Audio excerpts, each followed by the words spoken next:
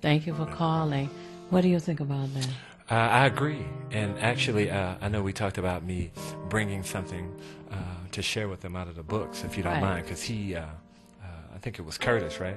Yes. Yeah, I think Curtis, he hit on something about the uniqueness of black people. Now, I want to share this with the audience. This is something that we go over in class. You know, we look at our children. Just one week, we'll look at nothing else with black children. Because even though, you know, they come from us and we raise them, and most of us haven't studied, you know, how unique our children are. First, we've been lied to and told that all of these children are just the same. The black child is just a chocolate-covered white child. Under the skin, it's really no different. But that's not true. So in the 1960s, many believed that this one study, it was called the Geber studies, Geber, right? The Geber studies. And they wanted to look at the psychomotor development of children. So what they did was, from the time a child was born up until about 15 months, they look at their psychomotor development over 60 different things. The black child scored significantly higher on all 60 things compared to all other children, right? So I'll just give you a couple of things, right? After 9 hours old, being drawn up in a sitting position, a black child, 9 hours old, able to prevent its head from falling backward. It takes the European child 6 weeks to do that. 2 days old with his head held firmly, looking in the face of the examiner. It takes the European child 8 weeks to do that. 7 weeks old, supporting herself in a sitting position and watching her reflection in the mirror. 7 weeks, the black child. It takes the European child 20 weeks to do that. 5 months old, holding herself upright. In 5 months, it takes the European child 9 months to do that. 11 months old, climbing the steps alone. In 11 months, it takes the European child 15 months to do that. So what we see, psychomotor, is how the mind controls the body and its functions, right? So when we're watching basketball and football, we're seeing psychomotor superiority out there. So we see that LeBron and Kobe and these other people do things at 16 years of age, and we've never seen a white man ever do something like that in the NBA. Now, in a society that focuses on inferior and superiority, a lot of people look at these studies, and this was a white study, and they had other ones, one called the Bailey Scale Studies, looking at black children's psychomotor development. So this is something that's not popular about our own children, how they are psychomotorly advanced over all children. But we don't have a curriculum that support the black child. So our curriculum is focused on the white child, and it really undermines the black child development. Even the palates in our mouths and babies, our babies eat solid food earlier than other children. But we put them on the white nutritional chart, which undermines the black child development. See, looking at all these children as the same is one of the grave mistakes that we make, because our children are unique, and we need to have curriculum and information that develop them and their special things that God has blessed them with. They're unlike any other children. They're very special. And these studies been out in the 60s, what's that, 50, 60 years now? So people know about this. So they understand what makes our children tick and what they need to deprive of them so they do not advance, continue to advance while they're here.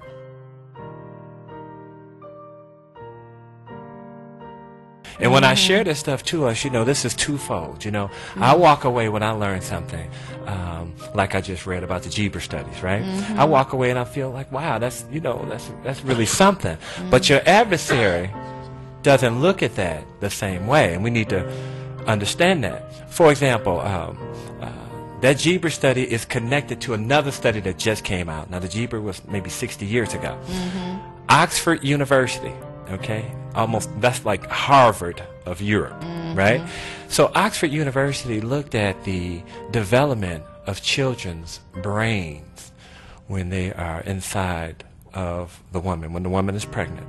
So they just released this study not long ago, and some of the fellows would really like this, but let me try to say they have found, you know, when a child is being developed, there's certain parts of the woman's body that contribute to the development of a child.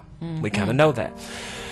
Now, brain matter right? When a child's brain is being developed inside of a woman, the part of the woman's body that contributes to brain matter comes from the thigh and butt region. Okay? So brain matter comes from the thigh and butt region. So Oxford, after studying this, says, put out that women who have larger butts and larger thighs produce smarter and healthier children. And this is from Oxford.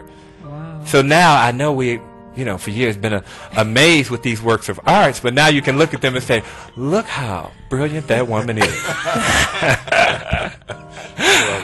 And again, this is Oxford. Right. So they're saying that these black people, because of that, are producing smarter children. And we see from the Jeber studies, they didn't know the Jeber studies back then about the connection between the thigh and butt region. But that is the region where babies get their brain matter. And the more a woman has it, she produces a smarter and healthier child. Just like they know now that stomach fat, it contributes to type 2 diabetes and other illnesses. See, so they looked at that region and they looked at what it contributes to.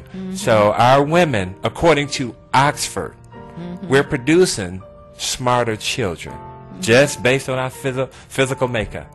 Well, you tell the guys to check and make sure that these European women who are getting what are getting now, implants on their behind, what have you, will not give them smarter children. Now see, this is phenomenal, because when you look at this, when Oxford walk away, and to us, again, this is another, major thing about, who we are and how we develop children. But other people look at that as if, just like melanin and other things, and the nose is that the larger the nose, it prevents 7% less pollutants, because we have larger barriers, so it's difficult for things to get inside the body to pollute us like it does people who have smaller barriers inside their nose. So the nose is advantageous. The hair that protects our scalp from the sun is advantageous. The thighs and the butts are advantageous. The melanin that decreases macular degeneration is advantageous. So all of the things that the Europeans said was a negative, we know now scientifically it's a positive. But they look at this information still. It's, to us, we like it. It makes us feel better about ourselves. But to other people, they sit back and say, whatever created all of this gave these black folks an unfair advantage.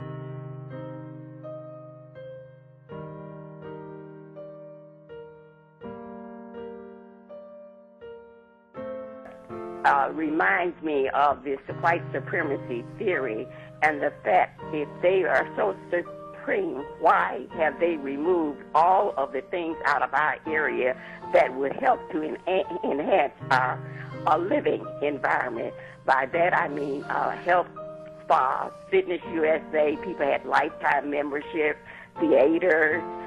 They've also moved like services, copy machines out of the postal services. We have to stand in long lines there. We do not have access to toilets in businesses that we patronize all the time.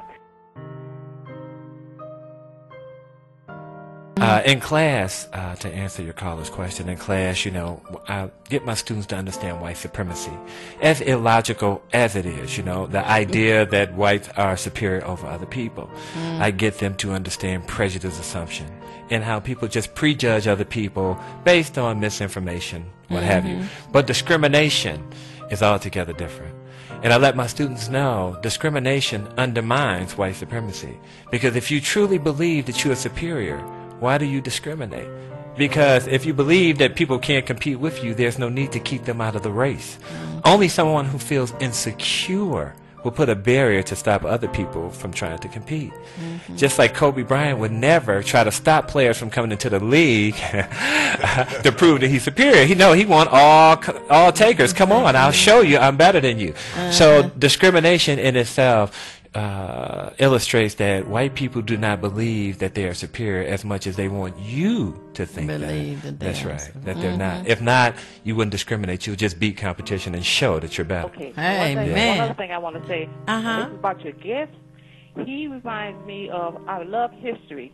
I would have loved to have had him for my history teacher, and I hope you continue to have him on. Okay. But in the meantime, I hope you continue to have him on your station absolutely. as a guest, because he's fantastic. I love him. I want to thank you so much for joining us this morning. Thank you. I think that there was a lot of information shared that people have not heard prior to that they needed to know?